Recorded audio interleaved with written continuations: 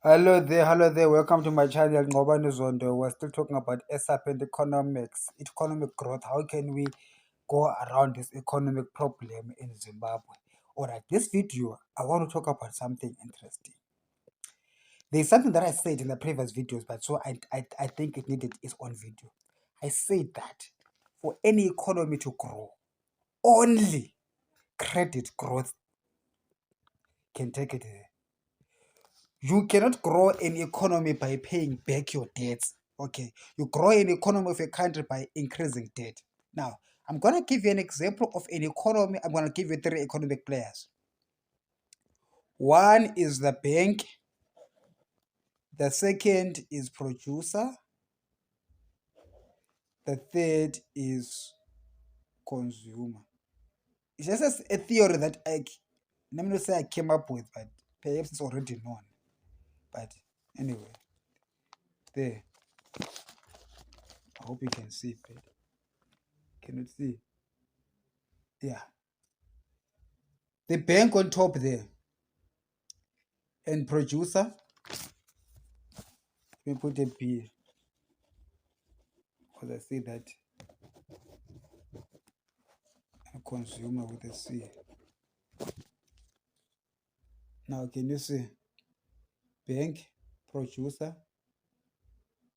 Okay, so I think P appears better this way.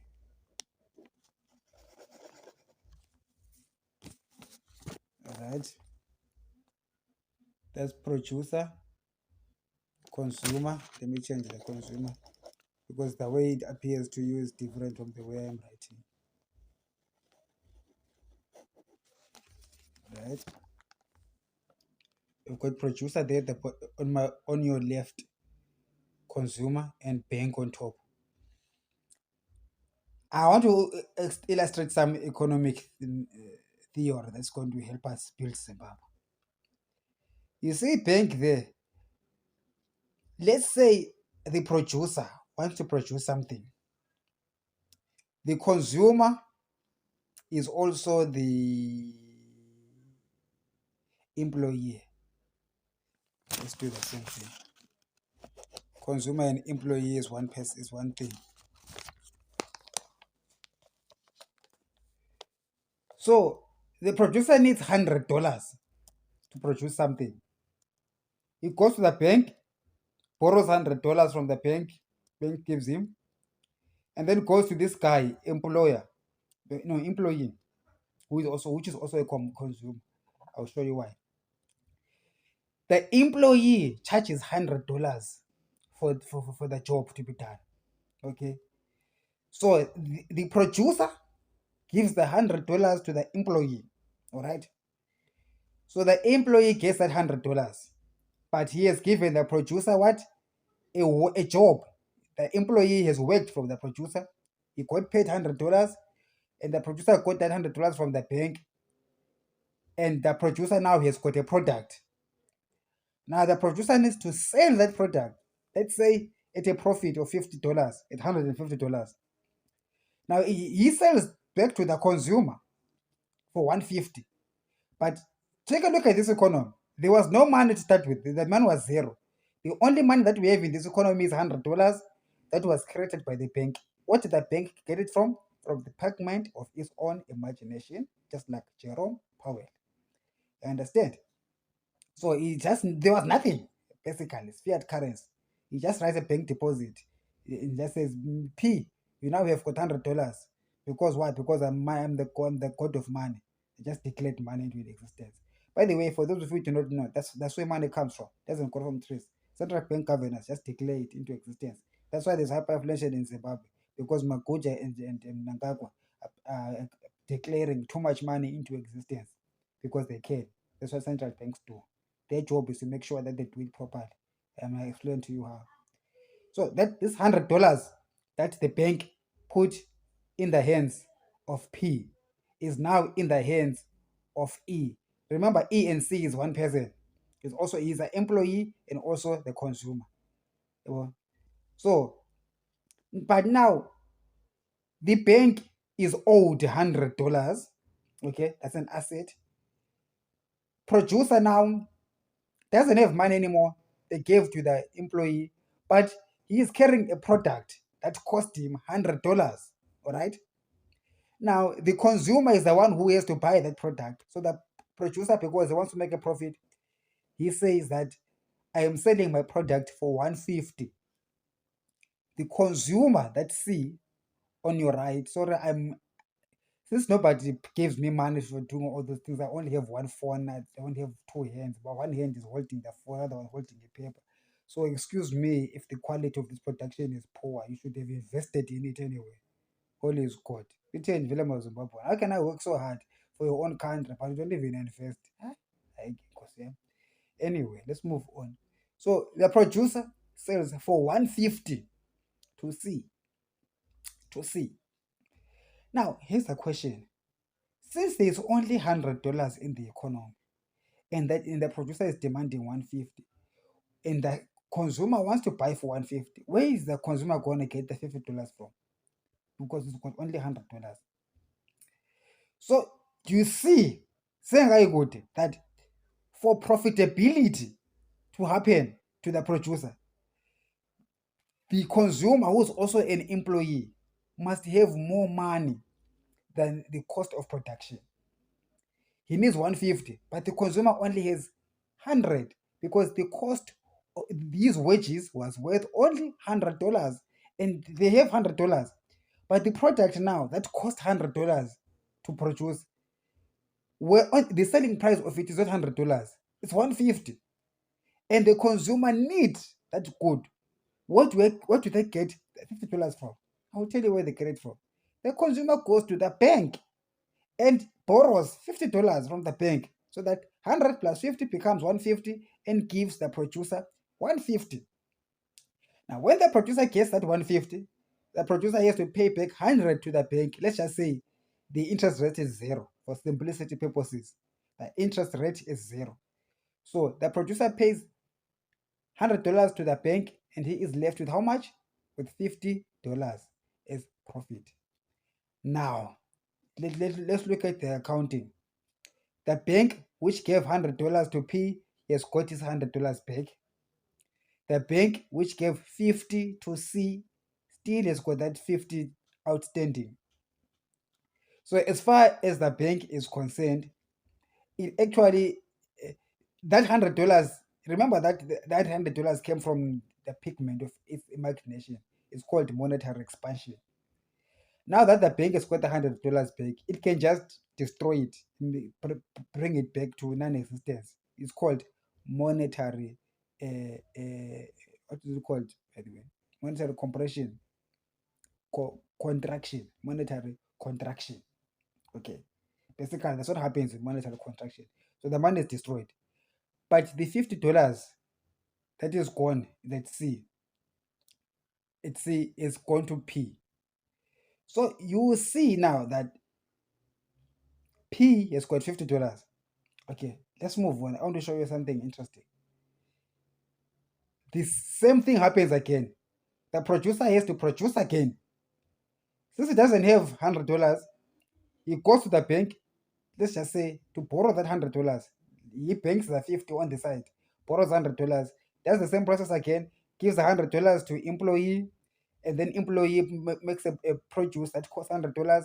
Producer decides to sell it for 150. The consumer now does not have 150, only have 100. So what it does, he goes to the bank to borrow another 50 and buys the product. Now at the end of it all, the consumer owes the bank $100. The producer has $100 in profit. What am I proving here? I'm saying that the profitability of all firms, or the aggregate profitability of all firms, is as the result of the aggregate borrowings of the consumers on a micro level, judging by this experiment that we have done. What does that prove?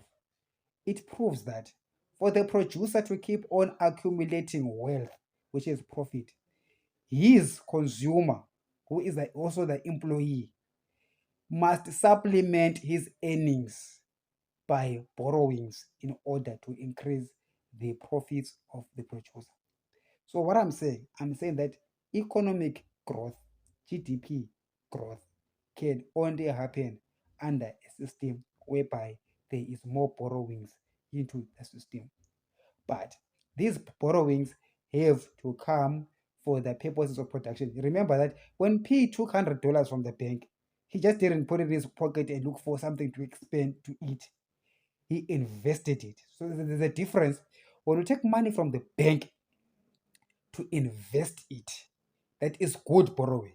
He borrowed $100, but he managed to turn that $100 to $150.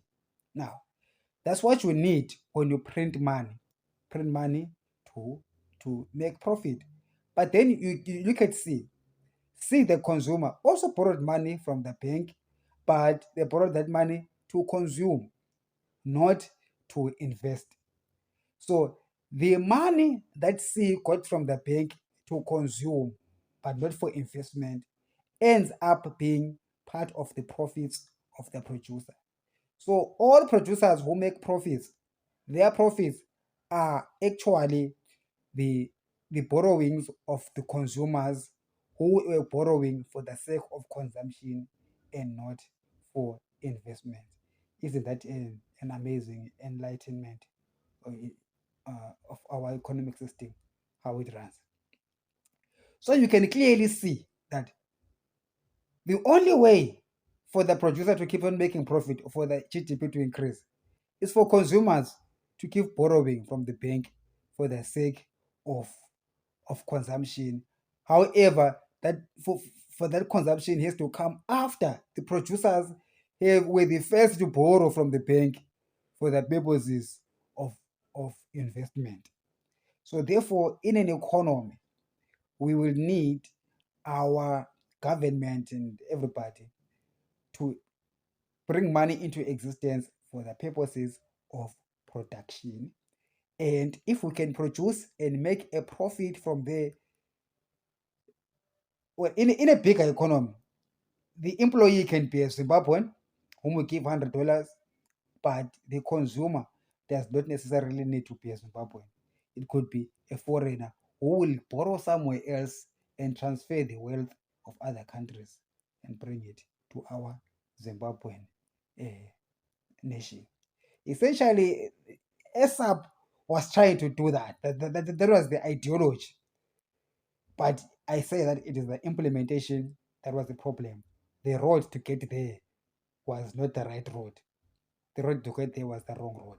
As I'm saying that we must print more money in Zimbabwe for the purposes of production, spend that money to pay our wages, decrease unemployment in the country by having our central bank to print them dollars, give it to our firms and the government, who will employ everybody in the country to do various tasks for the purposes of producing something that the producer will hold and sell at a profit, whether to the local people, but more preferable to the external market at a profit.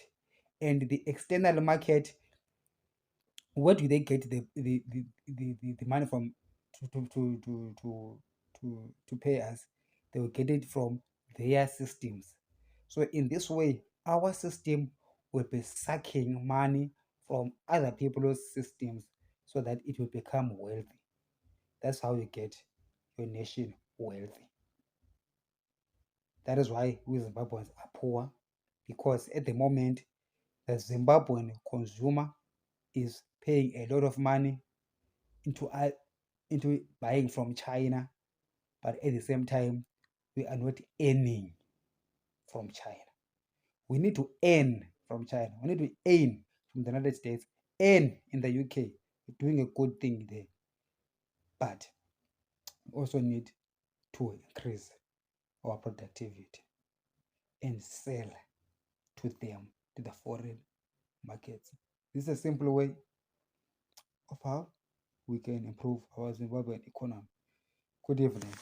My name is Ngobani Zondo and I'm running to take over from ATM Nangako. God willing.